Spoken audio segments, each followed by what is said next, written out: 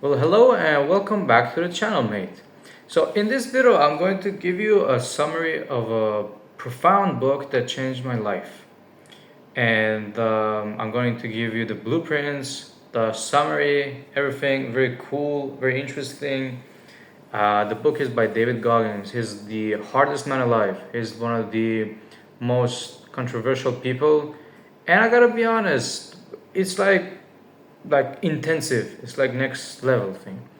You know, the brutal truth about the mental strength and the psychology involved with it is that people who actually win or lose have it psychologically a minute before they actually get it. They understand it. They feel like, yes, it is a hell yes, or no, it's a hell no, and they drop it. You can see it in different matches. In UFC, there is a moment that the other opponent would fade away. It's like the other one sucked the soul out of it. And so that's exactly what David Goggins says. And it's a psychological warfare these days, let's be honest. You know, most people think they're tired. They're not. You don't get tired. Tired is a state of mind, not your body. They think they're broken. They're not. You know, they think they've reached their limit, but they haven't even started. David Goggins learned this the hard way, and it almost destroyed him. And before it happened, he was a different guy. But after that, based on the podcast, you can see he says that he reformed himself. He gave birth to a new version of himself. It's like he invented a new person. So this story doesn't start with strength. Actually, it starts with fear. You know, he was an abused kid, overweight, depressed, failing in school. We're talking about a guy that is very honest. I gotta be telling you the truth. He's very honest, and just as of an example, he was running from pain instead of facing it. He wasn't born disciplined, and he was trapped in a body and mind that he hated. He was fat, he was obese, but one day he realized something that changed everything in his life. No one was coming to save him. No help, no rescue, no excuse. That moment changed him, and it was like a shift from a boy to a man. So he understood that the pain isn't the enemy, actually, the comfort is. And most people spend their lives avoiding the discomfort. But he walked straight into the discomfort. Because pain will leave you once it's taught you the lesson. So, cold showers, brutal workouts, failure after failure, not because he enjoyed it, but because pain exposes the weakness. And once the weakness is exposed, it can be destroyed and it can be actually practiced so it can become one of your strengths. So we have different topics in the book which were like interesting. Like one of them was the 40% rule, that your minds quit early on. Like that moment when you think you're done, that voice telling you that just stop it. According to the reality, you're only at 40%. So you can go 60% more. You're not even halfway, you're before half. So your body can go further. Your mind just wants you to stop because your mind is making you to be safe. But you know, when you train yourself to keep going and you understand that there's a threshold but you can go beyond it, when everything is like becoming uncomfortable, that's how the limits disappear and you can go the extra mile. But you know, there's a accountability kind of mirror that it leads to the fact that most people lie to themselves. You know, that there's a mirror to stop that. Every day, you can watch yourself in the mirror. You can wake up, see yourself in the mirror, and face this kind of reflection and ask yourself, where are you weak? Where are you lazy? Or why are you lying? No motivation, no comfort, just the truth and the action. But when you wake up and you look at yourself in the mirror, you say, okay, I am responsible to help this person that I see in the mirror as a friend. How can I help him achieve the things he wants? If you do that shift in the mentality, You can be your own friend, but the majority of people, they don't care that. They don't care about any of this thing. They just wake up and they would do the thing that is exactly the worst option. They don't care about themselves. They would actually care about some other person. That's why many times you promise yourself many things, but you're never gonna do that. But if you promise someone else something, you will do that. If your boss tells something to do, you will do that. But if you tell yourself to do something, you won't. If you tell yourself, yeah, okay, I want to go to the gym tomorrow. Tomorrow you wake up, you say, not feeling like it. I'm not gonna go. And that's the moment, because if you keep the promises to yourself, well, you're gonna be here, and the majority of people are gonna be here. No question about it. Because a part of a man's job is to do the thing despite the fact that he feels like not doing it. There are moments that you don't want to do it. And if you actually keep going at that moment, it's the beauty. I remember I was watching him on a podcast, um, David Goggins, and he was asked, okay, you want to go on a marathon run, and outside it is hailing, it's raining, it's wet, it's dark. What do? And David Goggins was like, keep on going. Tell me more. Tell me more. I'm going to do it anyway. That's being decisive. That's like you have to do something and you will achieve it. By the way, shout out to him. I believe he's really changed his personal life and he's reached some very, very nice in his life. It's the fact that he became a different person. He said also another time that imagine you go to the next life right now.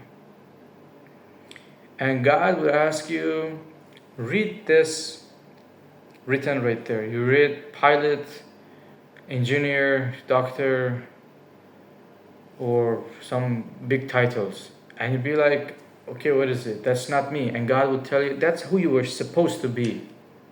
But you gave up and you become a failure. That's the moment. So if you keep on moving when the game gets uncomfortable, you get there, man. It's like everybody's done it. Success is at the other end of being like abusive, trying to push and push.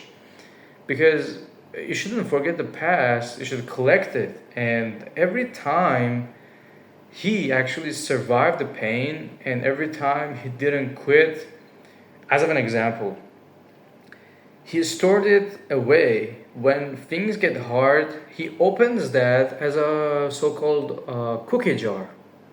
And pain becomes the proof that you can keep moving forward, and struggle becomes the fuel. Discipline beats the motivation 100% of all the time, always. Motivation fades, discipline stays. Goggins trained when he didn't feel like it. So should you, especially when he didn't feel like it.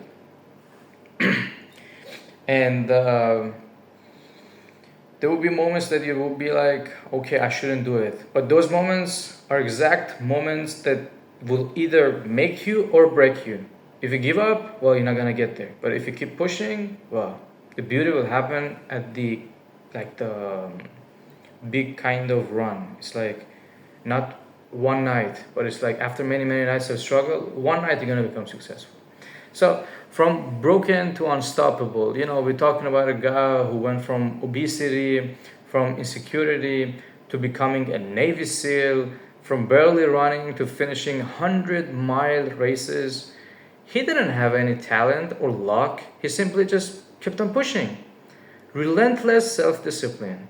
The real lesson of the book, Can't Hurt Me, is that this book isn't about becoming extreme. It's about realizing that you are operating far below your potential, and your threshold of tolerance would tell you to give up way before you actually can give up.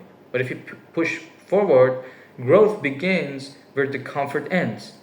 So life will test you eventually, definitely. But the question is, will you be ready when it tests you? Or would you give up? Pain is coming, and you can either let it break you or you can let it build you. See, that's the shift in the way you see it. Nothing can hurt you. That's the concept that I got from the book. He said, "You can't hurt me, nothing can hurt you." So that's the beauty of it. Because once you master your mind, you understand that everything is going to build upon you, and everything is like a journey for you to explore and just go beyond that. And I know it's easier said than done, and it's quite difficult. But let's be honest, everything that is worth having in life is just very difficult. Like, if it was easy, everyone else would have it. Why don't, why when you see a luxurious car, you like it? Like when you see a Lamborghini, you like it? Because it's difficult to get it. And those people who have it have certain traits that never gave up. So they have that. They prioritize something over the stupid things, and they achieved something valuable. You can also do that, of course, but it's not like you can achieve it today. It's like you have to have some plans for the long run, and you need to be precise, you need to be decisive, and you need to be choosing the right people to accompany you. If you be like with everybody, it's not gonna work out. You need to understand who's with you and who's not. So it's like you're the captain of your own ship, and you should pick the crew and go with them and get there. Because otherwise, I also have made a YouTube video. It's really interesting. I link it down in the description. It's about how would you survive in the wilderness, and that's really interesting because you have to understand these kind of concepts.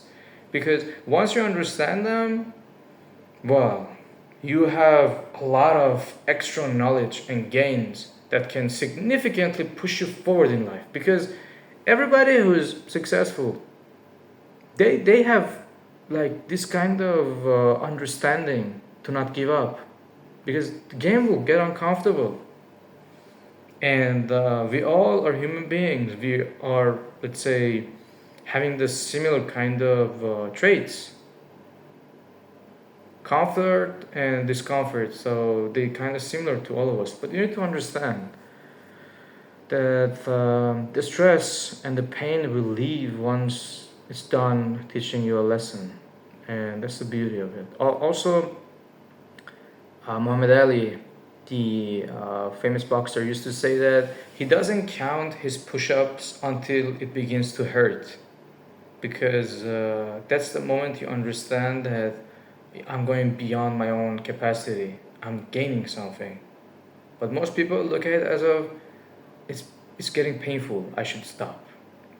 And that's completely fine. If you want a mediocre life, never be happy, never be satisfied, well, keep that. If you want to go the extra mile, the nature and the world will reward you 100x. If you like the video, feel free to subscribe to the channel, comment down below what you think, share it with your friends, and I'm probably gonna like one of the videos that pop on the screen. And until next one.